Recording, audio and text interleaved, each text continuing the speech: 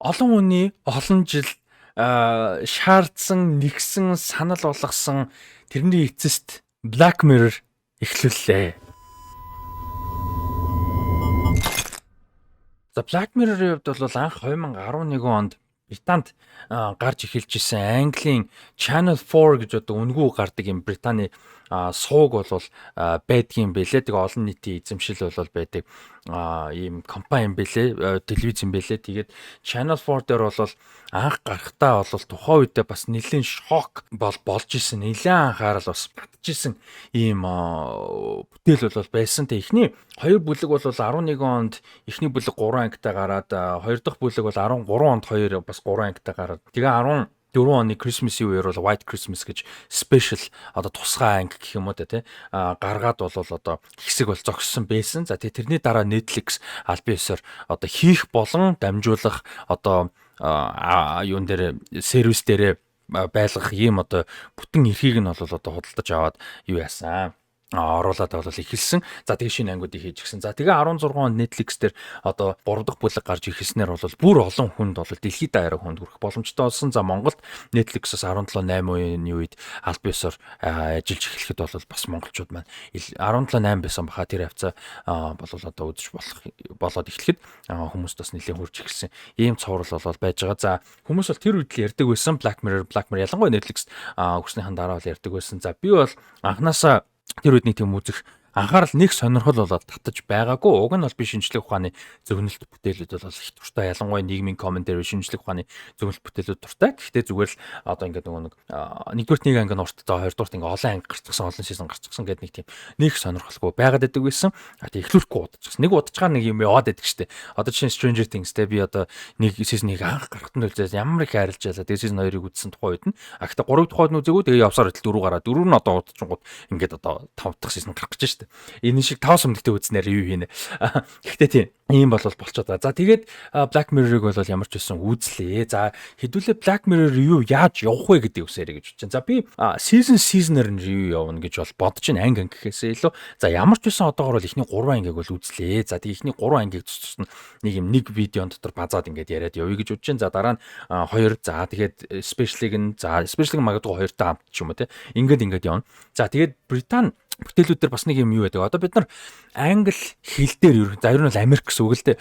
Яг зүгээр англи хэл дээр бол бид нар нөгөө телевизийн цувралын бүлгийг монголчууд улирал гэж яриад байгаа. Би бүлэг гэж яриулъя зүг гэж бодож байна. Улирал бас чинь спортын одоо зүйл дээр л улирал гэж ярих бол нэг арай өөр тийм. Тэгээд юун дээр бол бид нар season гэж ярьдаг шүү дээ. Тэр бол Америк хэллэг ер нь бол тэнгүүд англи дээр Британий хэллэг дээр болохоор series гэж ярьдаг. Одоо first series гэх юм бол бидний хэл дээр нэгдүгээр бүлэг буюу first season эхний season. За хоёрдугаар series гэдэг юм бол 2 дугаар бүлэг. За тийм ч учраас энэ ч одоо Британи бүтээл, Британаас үүсэлтэй Британаас одоо Британи уран бүтээлчтэй season хэвээр байгаа шүү дээ. 100% байха байсан ч гэсэн. Тийм ч учраас одоо бол одоо жишээ нь сая 4 сарын 17 дугаар бүлэг гарахад 7 дугаар series гэж гарч байгаа. За бас нэг ийм зүйл байгаа шүү манайд Google дээр Google дээр Wiki дээр явж байгаа үед бол бас тийм зүйл байдаг. Тэгээд ямар ч байсан ингийн season-аар бүлгээр нь за тэгээд тэр special-ыг нь бол 2 дугаар бүлэгт оруулаад ингээд бүх эпизодыг review хийгээд бүх одоо бүлгийг review хийгээд дуусны дараа бас tier list ranking явбал сонирхолтой байх гэж бодож байна. За тэгээд нэг харамсалтай зүйл одоо ингээд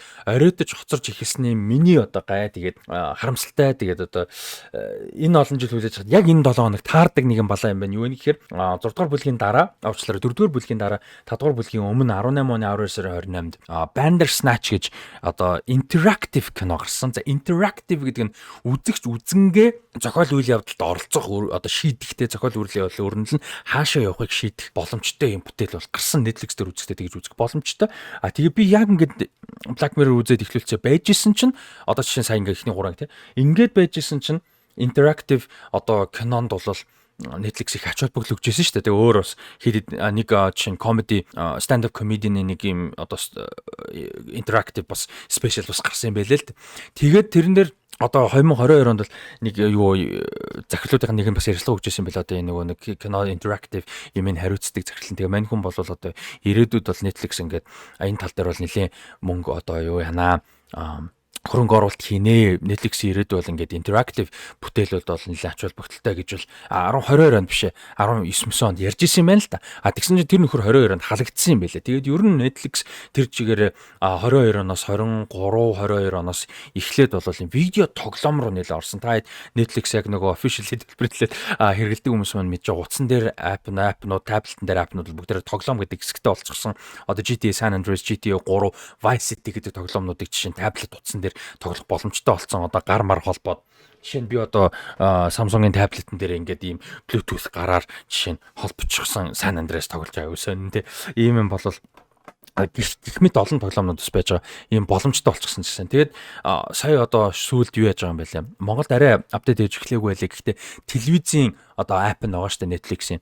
Тэр бол апдейт хийгээд энэ interactive юм орж ирж байгаа юм байна. Өөрөөр хэлбэл тоглоомнуудыг зурагтныхаа Netflix app-аар тоглох боломжтой. Тэгээд нэг аккаунтаа оруулаад гар утсаараа бол одоо контроллер болгож тухайн тоглоомоо тоглох ийм боломжуудыг бол үүсгэж байгаа юм байна. Тэгээд дээрээс нь AI юм оруулж байгаа. Тэр AI chatbot нь яг зүгээр Netflix-ийн app-ын дээр яахан сайн мэдгүй. Тэрэн дээр яг жишээ өгч байгаа нь бол одоо ингээд иймэрхүү сэтгэл хөдлөлттэй гэхдээ хитрхи даркгүй хитрхи урт биш тэгээ иймэрхүү насны хүмүүс зориулсан иймэрхүү юмтай зураг санал болгооч энэ тэрийг асууж болох юм гэсэн англиар. Гэтэ тэр деталийг бас тэр үед нь харъя.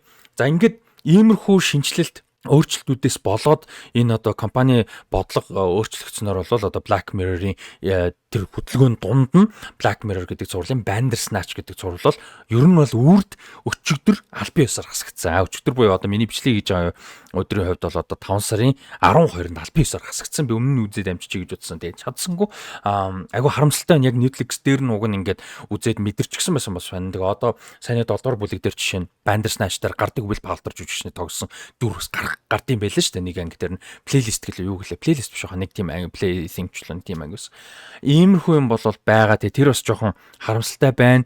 Тэгээд компани том бодлогын хувьд чиглэлийн хувьд ингээ өөрчилж байгаа. Тэгээд тэр яг хасагдж гинөө гэх тэр нөгөө аппууд нь тэрийг дэмжихэ болж эхэлж байна гэсэн үг шүү дээ, тийм ээ. Тэгэхээр ийм одоо шинжилт хийсэн учраас энэ бүтээл бол одоо ингээд үрд ер нь бол бараг л үрд байх алга болж байгаа юм нэг харамсалтай зүйл болвол байж байна. За тэгээд хідүүлээ яг эхний 3 эпизодынхаа талаар яриа гэж бодож байна. Эхний 3 эпизодын хувьд бол за эхний анги бол Британий ерөнхий сайд за тэгээд дэлгэцээр одоо гахаатай юу байх нэг юм болж байгаа тийм. Энэ бол яг shock value гэдэг зүйлээрээ бас их сонирхолтой эпизод тийм ээ. Яг ингээд ийм нөхцөлд ийм том эрх мэдэлтэй хүн юу их вэ? За том эрх мэдэлтэй гэдэг нь яг цагаат тулгууд яг эрх мэдэл байна уу үгүй юу гэдэг зүйлийг бас хөндөж байгаа. Тэгээ ерөнхий сайд хүн Британий дэлхийн хамгийн том эдийн засгуудын нэг хамгийн нөлөөтэй улсуудын нэг улсын ерөнхий сайд буюу одоо хамгийн эрх мэдэлтэй улс төрийн хувьд ядаж эрх мэдэлтэй гэж хэлж болохоор хүн нь яг ийм цагаат тулгууд яг эрх мэдэл байна уу үгүй юу гэдгийг харуулж байгаа сонирхолтой. Гэхдээ зүгээр энэ над дээр үдэж хахад болж байгаа сул санагдсан юм нь яг зохиол нь хүчээр эргэн тойрондох дөрүүдээр нь ч юм уу нөхцөл байдлаар нь ч юм уу диалогоор нь ч юм уу хүчээр мань хүнийг ерөөсөө заавал тэр зүйлийг нь хийлгэх гээд бүр ингээ шийтцэн хүчилцэн байсан нь бол надад жоохон тиймэрхүү санагдсан. Ингээд айгүй амархан цаашаа гэхдээ тэр юуг бол жоохон өөрчилж боломжтой шийдчихэж болох юм шиг надад уг нь бол санагдаад байсан гэсэн чинь нэг тийм яг угаасаа бүтээл нь шийдсэн байсан л та. Тэгээ өмнөөс нь ингээд мань хүнийг бол юу яалахыг шийдсэн байсан. Зүгээр яг shock value гэдэг утгаараа гоё байсан. Тэгээ дээрэс нь яг science fiction шинжлэх ухааны зөгнөлт элемент бол юуж байгаагүй ч гэсэн яг shock гэдэг талаасаа бол энэ анги гоё эхлэл болсон гэж бодож байна. Хийц тал нь бас давгүй. Тэгээ тэр нөгөө Лондон байсан баг те. Лондонгийн ингээд ийм гудамжуудыг хоосон харуулж байгаа. Нэгдүгээр ковидыг санагдууллаа, пандемикийг зардахлыг. Тэгээд дээрэс нь мэдээж нөгөө 28 өдрийн дараа 28 days later гэж Danny Boyle-ын найруулсан одоо гайхалтай мундаг бүтээл байж байгаа шүү дээ. Тэрийг бас тодорхой хэмжээнд санууллаа гэж бодчих. Гиснээс тэрний 3 дахь анги буюу 28 years later 28 жилийн дараа кино энэ 6 сард гарах юм байл шүү. Гоё шөнийн өдөр бас шөнийн биш юм ахад гоё фэнүүд цуглаад яг зорж цуглаж байгаа юм шиг кино үзэх юм гоё experience бас хийн шүү. Тэр талаар мэдээлэлтэй байгаарай. Rusty Ryan Instagram, Rusty Ryan 7-гийн Instagram, Rusty Talks гэх Facebook-ийг бас дагаар. Тийм тэгээд тэр шок талаас байлаа. За 2 дахь эпизод бол мэдээж ихний 3 анги дундаа бол маш сайн эпизод бол байсан. За ихний 3 анги дундаа ер нь баг хамгийн сайн гэж хэлэхэд бол буруутахгүй 15 million merits гэж маш гоё өнгөсөн, илүү урт анги байсан. Daniel Kaluuya өөрөг ямар мундаг жүжигчин бэ гэдгийг харуулсан. За Jessica Brown Friendly гэдэг жүжигчин одоо Downton Abbey тоглодог юм жүжигчин бол бас байж байгаа. Тэ мань хүн гоё байсан энэ дээр бол ер нь их юм сэтгэл хөдлөсөн юуны хэсэг одоо юм экстрим капитализмын эсрэг юм том ер нь сүүлийн 2 анги бол тэ ялангуяа 2 дахь анги бол одоо экстрим капитализмын эсрэг одоо энэ бүх юмыг одоо бараа болгох буюу одоо консюмеризм тэ экстрим одоо юм хит тулчсан туйлдаа тулчсан юм одоо консюмеризмтэй юм зарах юм болгоныг юм зарах юуны төлөө ажиллаад байгаа юм бэ? Юуны төлөө хөсөө бид нар гаргаад байгаа юм бэ те? Тэгчээд эцсийн зүйлд нь хинт хэрэгтэй зүйлүүд бид нар худалдаж аваад байгаа юм бэ гэсэн асуултыг үлдээж байгаа юм юу байгаа бүтээл байгаа. Тэгээ одоо яг өнөөдрийн Монгол Улаанбаатар бас арай энэ одоо хэмжээнд мэдээж арай хүрчээгүй гэхдээ барууны хит капиталист систем руу бүр ингээд орчихсон ороод удаж байгаа. Тэрнийхээ нөлөө нь ингээд хортой нөлөөнүүд нь хитрхи мэдэгдчихсэн нийгмүүдэд бол энэ уран бүтээлчид тэрнийхээ хор одоо нөлөөг бид нар мэдж байгаа учраас тэрийг бас уран бүтээлээр дамжуулж зутга зохиолоор дамжуулж ингэж гаргах нь бол сүүлийн хагас зуунд ч юм уу те ер нь бол нэлээд байдаг болсон. Тэгээ ялангуяа технологитой холбоотой болоод ирэх юм бол ялангуяа сүүлийн 10 гаруй жил хугацаанд бол энэ бол нэлээд их болсон. За энэ чинь мэдээж 2011 онд хийгдсэн. Яг энэ концептер чинь өнөөдөр хийвэл бүр ямар амар хэмжээнд хүрхөө те. Яг өнөөдөр бидний өдөр тутмын амьдралд энэ шиг мэдээж арай болохгүй. За Монголч гэсэн ийм хэмжээнд хүрэх арай болоогүй хүрчихгүй байх гэж найдаж чинь зүгээр. Тим гисэн энэ чинь дээрээс нэвтрүүлэг байгаа ч гэсэн энэ бол бус юмыг бодогдуулахтай бидний олон зүйлийн мэдэрдэг зүйлийг бол бас ингээд нүрэн дээр гаргаж байгаа. Тэгээд дээрэс нь бас нэг том мессеж нь юу гэхээр ингээд системийн эсрэг хортой биднийг ингээд шүүсийг шахаж байгаа зүгээр л юм хоосон худалдаа авалт хийлгэж байгаа консюмеризмд тулгаж байгаа капиталист нийгэм дунд бид нар ингээд системийн эсрэг босоод ирэнгүүт эцсийн үр дүндээ зүгээр л нэг шоронгоос нөгөөр шорон руу өөрийн хувьд арай гоё эрхчлөөтэй гэж мэдрэмж өгж байгаа шорон руу орчиж байгаа байхгүй. Тэгээ тэр нь өөрөө ингээл ерөөсө капиталист экстрим капиталист систем донд бол ингээд нэг шоронгоос нөгөө шорон руу орчноо л гэсэн ойлголтыг бас тэнцээ өгж байгаа. Тэгээ айгүй мухаа юм бухимдмаар заваа нэг юм гомдмоор нэг юм айгүй олон бэлэр мухаа хогийн гом нэг юм мэдрэмжүүдийг бол одоо Даниэл Калевигийн Bing Bing гэдэг дүрээр бол дамжуулж мэдрүүлж байгаа юм л да бид нарыг бол тэр нь бас айгуу гоо. Тэгээд одоо капиталист систем дээр нь худалдаа авалт одоо борлуулалттай хитрхи бүх юмыг бараа болгох гэдэг дээр одоо ad жишээ нь тэрний тодорхой хэмжээг бид нар одоо жишээ мэдэрдэг батсан. Та subscribe хий мөнгөтэй л өгүүлэл ad реклам бүх юм рекламтай болчихсон төлбөр төлөхгүй л реклам.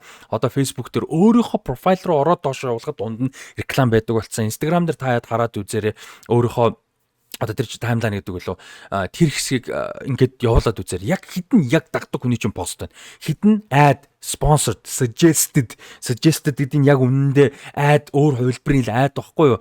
Ер нь бол тийм ийм нэг юм заван болцсон байж байгаа. За одоо бид нар Монголд харин үнэхээр одоо юу гэдэг арай ядууч гэх юм уу арай хөгжил муутай хүн ам цөөтэй хүч багтай улсад байгаа юм. Бас нэг давуу тал нь жишээ нь интернет бид нар яаж хэрэглэж байгаа нэхэр Монголд YouTube адгүй байдаг бид нар. Innovision Sky Media, Mobinet юу гэдгийг өөр одоо энэ ISP буюу интернет одоо дамжуулагч интернет сервис провайдер компаниуд маань энэнийг бол ер нь бол хаачдаг гэж би ойлгоод байгаа. Яг нарийн ширээн виза мэдгүй шүү. Техник талаас ялангуяа. Гэхдээ бид нэр YouTube-ыг үнэгүй хэрэглэдэг. 100% үнэгүй хэрэглэдэг. Ерөөсөө YouTube Premium гэж сард $15 төлж рекламгүй үздэг үйлчилгээг бид нар анханасаа л ерөөсөө YouTube гэдэг зүйлийг Монголд хэрэгжилж гиснээс хойш одоо 20 жил те.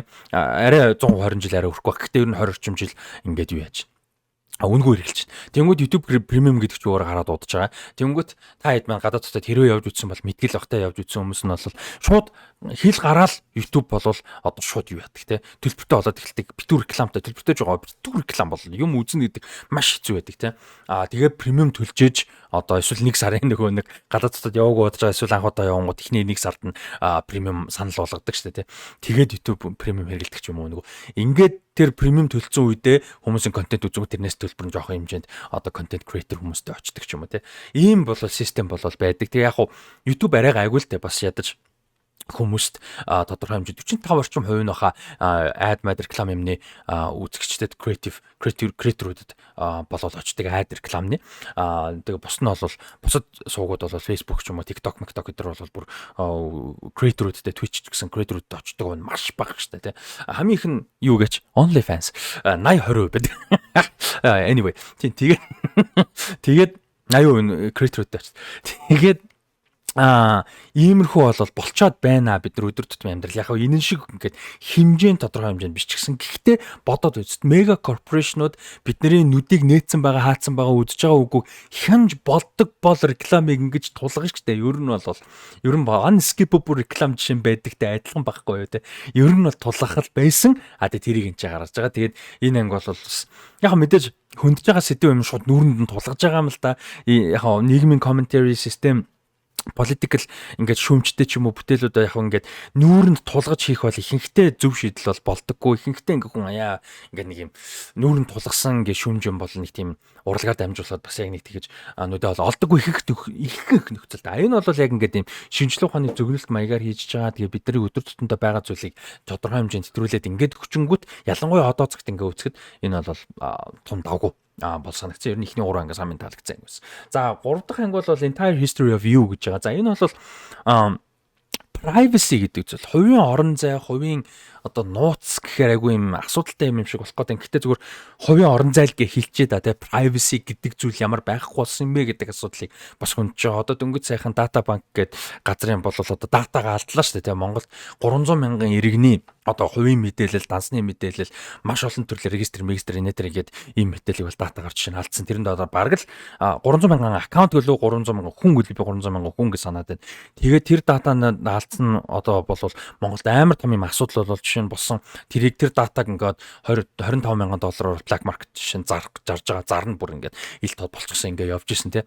Тэгэхээр тэрэнд та бүгдийн миний дата ингээд бэлэн байж ах бүрэн боломжтой тэнд бол ийм асуудлууд бол гарч байгаа privacy гэдэг зүйлтэй. Бидний дата яг аюул юутай юм уу, safe юм уу, үгүй юм уу те гэдэг асуудал. Тэгээ энэ дээр бол яг тиймэрхүү сэдв зүйлийг дата, хувийн орон зай, аюулгүй байдал гэсэн сэдв зүйлүүдийг юу яаж байгаа. Яг хувийн romantic story тэгээд араар тавилт, гэр бүлийн салалт, харилцаа, маргаан шийдэл гэдэг зүйл рүү илүү хөндөж байгаа. Яг миний сайн ярьсан шиг data privacy гэдэг хэмжээнд яг гэр хэмжээнд биш. Гэхдээ тэрний том нэг umbrella те нэг сэдвт багтаж байгаа зүйлийг бол энэ ч илүү нарийсгаад илүү яг гэр бүлийн харилцаан дээр болгож өгч байгаа нь бол айгу сонирхолтой юм бол хийцтэй байсан. Тэгээ Toby Kebbell гэж бас миний айгу юм хайртай жүжигчин карьер нь бас яг нэг миний хүсэж байгаа найдаж исэн шиг бол явахгүй байна мань хүн бол үнэхээр гоё жүжигч одоо ч залуу хуваараа дөнгөж 42-т тэгээ карьер нь илүү гоё яваасаа гэж бол найдаж байгаа юм жүжигчин байна. Тэгээ мань хүн гоё жүжигчин шүү Toby Kebbell.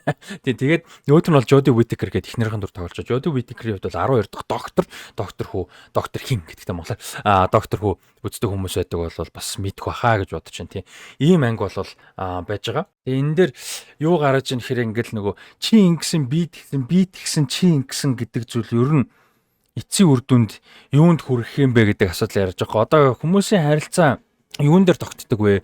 Итгэлцэл, үнэмшилтэй хайр гэл олон зүйл байгаа. За яг энэ дээр яг болж байгаа үйл явдлын хувьд бол эцсийн үр дүнд хэм болвол фи те фион сонирхолтой нэр фион гэдэг сонирхолтой нэр энэ нэмэгтэй бол араар тавьсан болж таарж байгаа. Тэр бол тэгж байгаа. Яг энэ нөхцөл энэ зохиол дээр бол гэхдээ зүгээр яг сэдв гэдэг талаас нь аваад үзэх юм болвол амьдрал дээр бид нэр яг бүх зүйлээ бичлэг болгож бүх үгээ мэдэх санах. За нэг бол төгс санамжтай, нэг бол дата болгох те. Ингэн яг хэр биднэрт хэрэгтэй вэ? Бид нар яг тхийг яг бодит амьдрал дээр хүсэх үү? За хүсээд яг амьдрал дээр тэгэнгүүт тэр яг зөв зүйл байх уу? Амьдралд яг хүн гэдэг утгаараа нийгэмд амьдрахад хүмүүстэй харилцаатай ингээм амьдрахад тэр яг хэрэгтэй зүйл байх уу гэдэг бас том асуултын тэмдэглэл үлдээж байгаа юм л да. Зөвхөн үйл явдлаас нь гадна бол тийм энэ нөхцөлд яг Джонасын зөв болж таарсан. Гэхдээ Джонас биш Лиамийн хувьд тийм. Гэхдээ энэ дээр бол бас тийм сонирхолтой сэдв бас үлдээж байгаа. Хүмүүсийн харилцаа яг юун дээр тогтох хэрэгтэй юм гэдэг зүйл. Надад бол яг хуу эхнэр нь яг араа нь тавьсан байсан болж таарад эцсийн нөхцөлд бол баг хүүхдэн жөөрөх нь биш болж таарж байгаа. Гэхдээ надад тэр бол жоохон буруу сонголт санагдсан. За тэр нь юу гэж байгаа юм бэ гэхээр эмэгтэй хүн юу гэдэг ингээд буруутай байх ч юм уу эсвэл ийм зүйл хийж болохгүй нэ тэр ерөөсөө тийм сэдвэр биш. Зүгээр ямар утгаар юм гэхээр анханасаа яг Black Mirror гэдэг концепт за тэгээд энэ анги дээр гаргаж байгаа хүндж байгаа сэдвтэй ингээд хувийн орон зай тэр нэг ингээд дата болгох төгс ой санамж юм уу буюу одоо дата болгох ингээд тэр ингээд нэг зүйл маргах нэг зүйл зүрх болгонд ингэж одоо тэр болгоныг ингэж гаргаж ирэх ч юм уу тэр чинь өөрөө нөгөө нэг Last of Us дээр яриад идэг revenge гэдэг юм дуустгүй цикл гэдэгтэй адилхан хийж дуусахгүй цикл байхгүй юу? Ер нь бол хүн дандаа 100% зүг байна гэж байхгүй тухайн үеийн мэдрэмжүүд дараа үеийн мэдрэмжөөр хүн нэг мэдрэмж янз бүрийн сэтгэл хөдлөл юмнасаа болоод ямиг ямар нэг байдлаар хэтрүүлж хэлэх, өөрчилж хэлэх, давсалж хэлэх зүйл байдаг. Тэр болгоны зөв гэсэн үг ш. Гэхдээ тэр болгоны буруу гэсэн үг ш.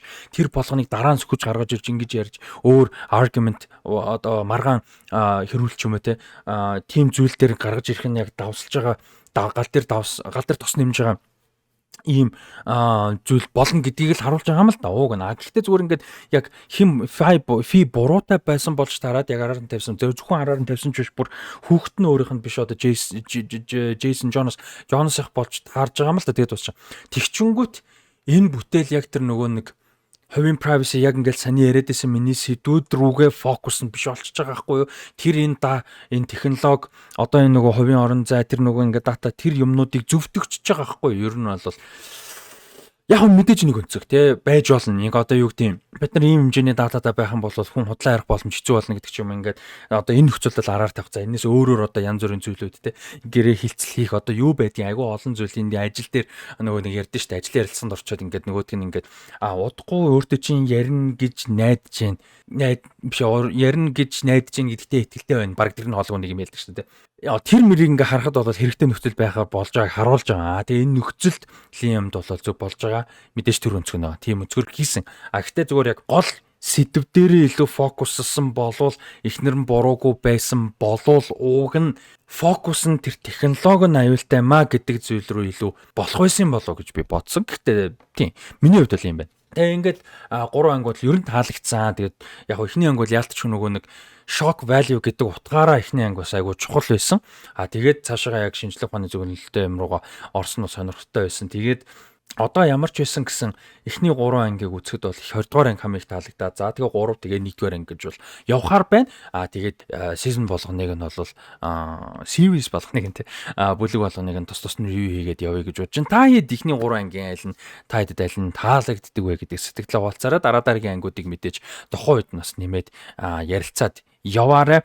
Тэгээд дараагийн ревюрөө уулзтлаа. Баяртай сонирхолтой ревюуд бол гарна. Тэгээд Last of Us-ийн 4 дахь сизнийг бас одоо хамт үздэсгэх гэж байгаа шүү. Тэгээд зөвхөн 4 дахь сизнийг үзэхгүй эхнээсээ 4 дахь сизн хүртэл 1 2 3 4 дахь сизн ингээ бутан хамт бинж хийж үзэж байгаа юм. Маш цөөхөн хүнд зориулсан юм такстэй ивент хийх гэж байгаа. Тэгээд маш гоё тухтай орчинд гоё хоолтой уухамтай ингээд юм ивент бол такстэй ивент хийх юм шүү. Тэгэхээр тэрэнд бас сонирхож байгаа хүмүүс байвал юу яагаарай.